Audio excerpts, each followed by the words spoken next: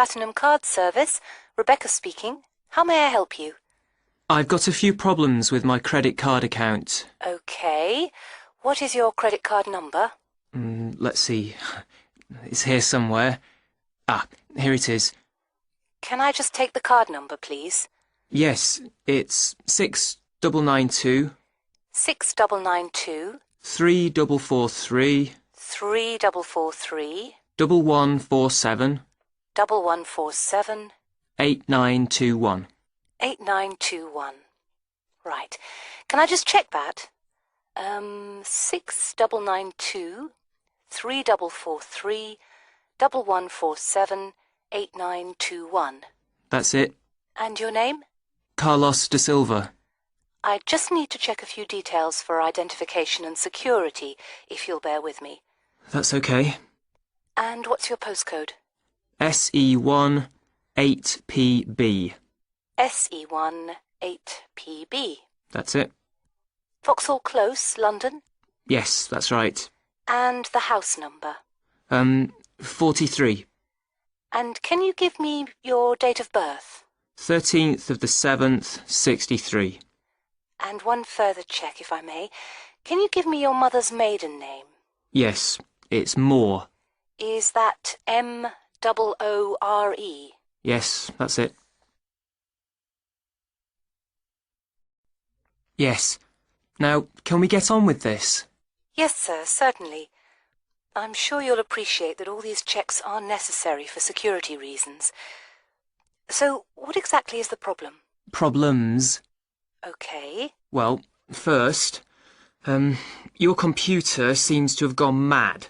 I sent you £500, and on the statement for the account, it shows that I only paid £300. Yes. The account does only show £300 was paid. Well, I paid the £500 in at the bank, and I have my receipt, and my bank statement shows that £500 has been taken from my account. Oh, I see. What I'll do is check with the bank and see what they say. OK. You said there was something else? Yes, as if that wasn't enough. My account shows that £107.27 was paid to a company called Pan Express. I don't know who this is. Let's have a look. Well, it is genuine. I can assure you it's not mine. It was made on the evening of the 12th of May. Maybe it's a restaurant bill you forgot about? There's no way that... Oh, wait, hold on. Yes. Oh, it's okay. I've just realised what it is. It is a restaurant bill. The name of the company is different from the name of the restaurant. My mistake. I'm sorry. That's okay. Was there anything else? I don't know if I dare. What is it, anyway? Well, it's, the amount of interest seems to have gone up. If you look at your statement for April, you'll see that the rate went down from 16.27% to 14.99% that month. Oh, yes, you're right. Was that everything?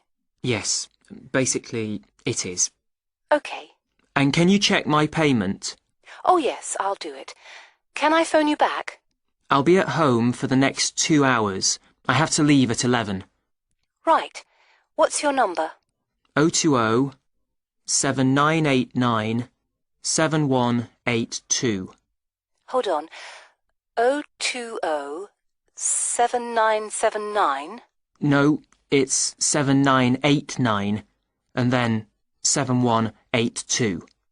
So it's 020 7989 7182.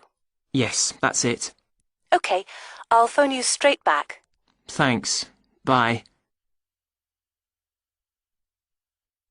And now, let's hear what Mr. Gold has to say about kicking the habit of smoking. It was connected with wanting to change your life and your desire to become an actor. Is that right, Mr. Gold? Yes. So, can you tell our listeners a bit more about how you managed to give up? Well, I enrolled on a variety of evening courses where I found I wasn't able to do the warm-up sessions. Bending down to touch my toes made me breathless. Even though I hated to admit it, the problem wasn't so much my sitting around all the time, but my 15 to 20 a day smoking habit. If I'd been able to limit myself to 3 or 4 cigarettes a day, there'd have been no problem, but I was seriously addicted. And I'm talking about waking up at 3 a.m. dying for a cigarette, or, in the days before 24-hour shopping, driving across London at night to buy a packet of cigarettes when I ran out. But above all, my addiction meant making sure I never ran out, at the expense of everything else, including necessities. So what did you do? The thought of all my past attempts to give up just wouldn't go away. This was something that had constantly been on my mind, especially first thing in the morning with the chest pains, coughing fits and headaches, not to mention the frequent colds and throat infections. But I couldn't imagine life without smoking. I also enjoyed my life, but the thing I longed for most was to escape the trap of a job I was bored with. I knew what I wanted, and I understood something else too. This time I was going to keep my little plan a secret. On the 1st of July, I managed to get through 24 hours without a single cigarette. The next day I got to 48 hours. Then I aimed for 100, 500, 1,000. Easy. It was my own little private game, and I was winning it. If anyone mentioned they hadn't seen me smoking, I simply said I was cutting down. I had to be sure of success. Eventually, a month passed, and I felt safe enough to come out. I'd lost count of the number of hours I'd gone without a cigarette. All I suffered was a couple of bad headaches, and then I was set for my most healthy year ever. Not one single cold for over 12 months. I now realise that the secret of my success was to look upon this as an exciting adventure, a way of helping me to become an actor. And because nobody knew what I was up to, I never once feared the accusation of having no willpower if I failed. With the right attitude, the whole thing turned out to be a lot easier than expected. I finally did get into much better physical shape, go to drama school, and become a professional actor. Very interesting indeed. I'm sure we all wish we had Mr. Gould's determination. Well, thank you very much, Mr. Gould. And I hope our listeners will learn from the experience you and our other guests have talked to us about today, and perhaps find their own road to success. Ah, Francis and Steve, hi. Now, before we start the tutorial, am I right in thinking that you haven't heard about Lorraine? No. What about her? She's already left. What? Well, she hasn't told anyone. You sound surprised. Weren't you half expecting it? Yes, but she could at least have told us, though. We've been on the course together for the past 3 years, and it would have been nice to know. She always was the sort to keep herself to herself. Yes, I know what you mean. Did she give any reason? Well, she got that job. What? Yes, and she's been given permission to leave, as there's only a week to go before the end of the course. But she'll be back for the exam week. Oh, well, we'll just have to catch her on the mobile after the class. She's gone back to Wales first. Oh, dear. We'll get hold of her on the mobile. She did say that it might not be possible to contact her for a couple of weeks. Oh, OK. If that is what she wants. Right, to work. We're here to look at your assessment marks for your coursework. I take it you haven't seen them yet? No. Not yet. Well, you'll both be pleased. In fact, very pleased. Yes? Francis, you have come out with the top mark in the year. Oh. You have, in fact, got a starred first. Wow. Aren't you pleased, Francis? Yes, I'm just speechless. And, what about me? Well, Steve, you got a first as well. I don't believe it. You might have done even better, but there were a few faults with the 5,000-word project you did on traffic management. And what about the book review we had to do? Yours was, I can safely say, the best we have ever had. You're kidding. I'm not. In fact, you have won the departmental prize for the piece. It's a pity, really, that your project wasn't of the same calibre. It's still not bad at all, though, is it? It certainly isn't. What do you think were the faults with your project? I just wasn't very happy with the conclusion, and I got myself in a bit of a twist with the argument about road pricing. By and large, your overall conclusions were okay, and I would say that your thoughts on road pricing were quite original. The problem was more with the actual end. It was a bit disappointing. You started off well, but then it ended rather suddenly, as if you got fed up with it. Yes, I did kind of stop fairly abruptly.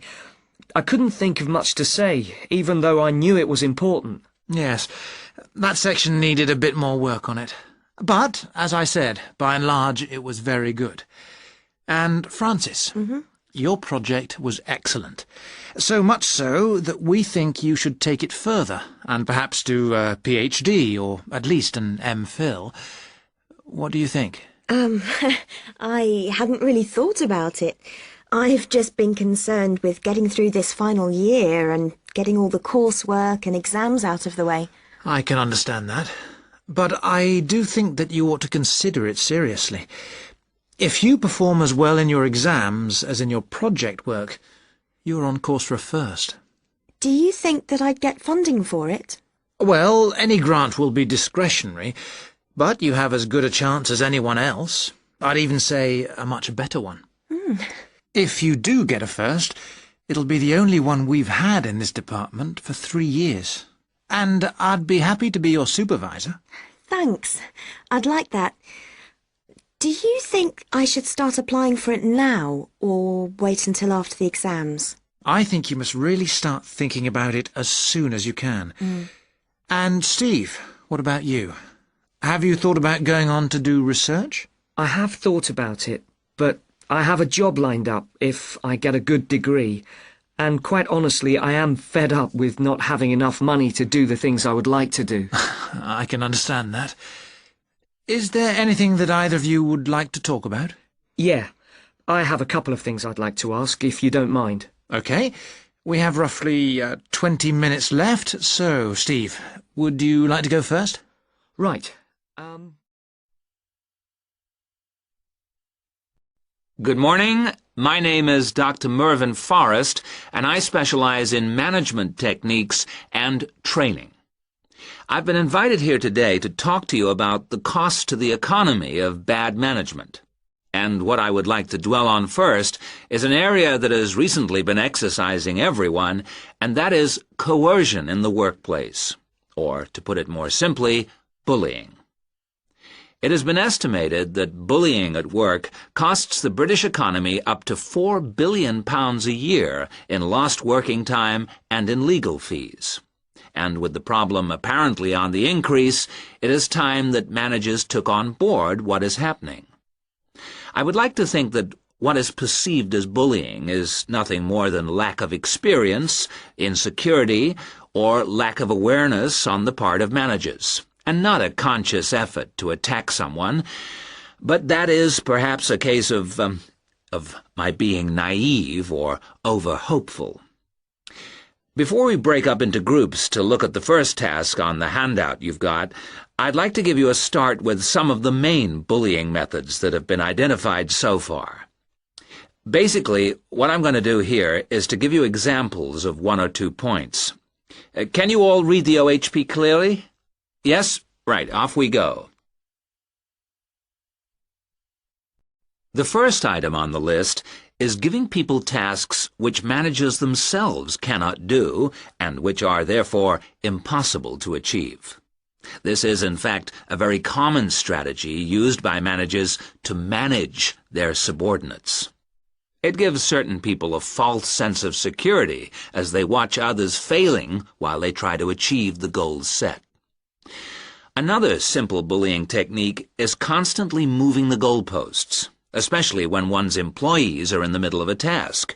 This is not bad management, it is just plain stupid. All targets and goals set should be easily achieved within a realistic timescale. Sending memos to someone else criticizing the performance of a task where the individual has no way of replying is another common technique. especially when the manager concerned does not reply or makes it impossible for subordinates to contact him or her by not answering the telephone or not replying to emails. This is not the style of a sound manager, but rather the antics of someone with emotional problems. If you behave like that, don't expect your staff to respect you. And now, the technological bully. It is interesting how all tools designed to help can be turned into dangerous weapons. The urgent email bully is fast becoming a problem in the office. Employees turn on their computers to be faced with a string of badly worded emails, making instant and often unrealistic demands, which reveal the hysteria mode of management. Have you ever felt a sense of dread before looking at your email, even your personal messages? All companies should develop a company strategy whereby there is an email code of practice, with offensive messages being forwarded to a designated person for appropriate action. I would now like you to break up into groups and brainstorm other bullying techniques which you think you may have experienced, and, perhaps, if you're honest, which you have been party to. I can think of at least 9 more bullying strategies. I would also like you to consider ways in which you think that each of the techniques on your list can be countered. Is everyone clear as to what the task is? Yes? Okay. You've got 20 minutes to do this.